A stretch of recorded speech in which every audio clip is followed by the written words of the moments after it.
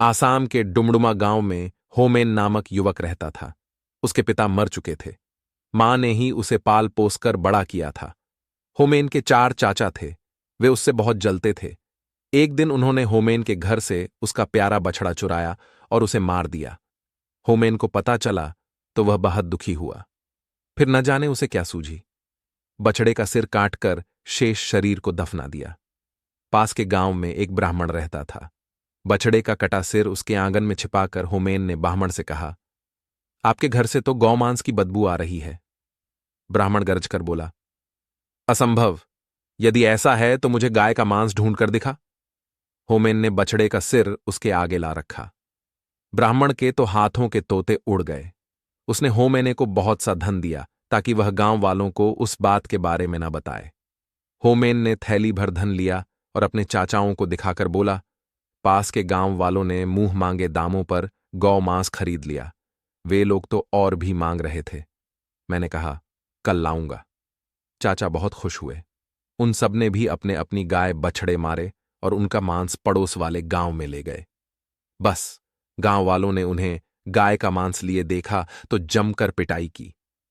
बौखलाए हुए चाचाओं ने होमेन की झोंपड़ी में आग लगा दी। होमेन और उसकी मां बेघर हो गए। बेचारी मां के आंसू देखकर होमेन तिलमिला उठा। उसने राख इकट्ठी की और एक दूसरे गांव में जा पहुंचा। ले लो, आंख का सुरमा ले लो, इसे लगाकर गड्ढा धन मिल जाता है। जिसका ब्याह न होता हो, जल्दी ब्याह हो जाता है। हाथ की हाथ एक थैली सुरमा बिक गया। शेष राख होमेन ने छिपा दी। अपने चाचा के पास जाकर बोला, मेरी तो झोपड़ी की सारी राख बिक गई। चाचा ने हैरानी से पूछा, राख बिक गई? हां, इसमें क्या शक है? कहकर उसने पैसे दिखाए। फिर होमेन ने उन्हें उकसाया कि वे भी अपनी झोंपड़ी जलाकर उस गांव में राख बेच आए। बड़ी झोंपड़ी की तो राख भी ज्यादा होगी। उसके सारे चाचा बातों में आ गए। चारों ने अपने अपने घर फूंक दिए और राख ले जाने की तैयारी करने लगे। होमेन ने कहा, गांव वालों से कह देना कि हमें सुरमे वाले ने भेजा है। ज्यों ही चारों गांव में पहुंचे और सुरमे वाले का नाम लिया तो सारा गांव उनके पास पहुंच गया। देखते ही देखते बांस की लाठियां उन पर पैडी डीडी एंचने लगीं। बेचारे पिटते पिटते घर लौटे। चारों ने गुस्से के मारे होमेन को मारने की योजना बना ली। उन्होंने होमेन को नदी किनारे रस्सी से बांधा और खुद भात खाने घर चले गए। उनके जाते ही वहां से एक सौदागर गुजरा। उसने होमेन से पूछा, क्यों भाई, तुम्हें यहां क्यों बांधा हुआ है?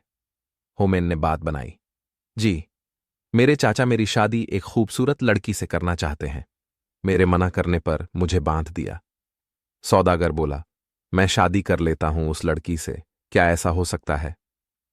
होमेन ने झट से उसे बांधा और उसका घोड़ा लेकर रफू चक्कर हो गया।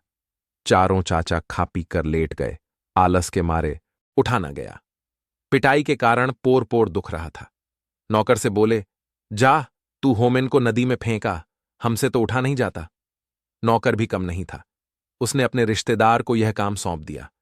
रिश्तेदार ने सौदागर को ही होमेन समझकर नदी में फेंक दिया। बेचारा सौदागर चिल्लाता ही रह गया। नौकर ने चाचा को सूचना दी, जी, काम हो गया।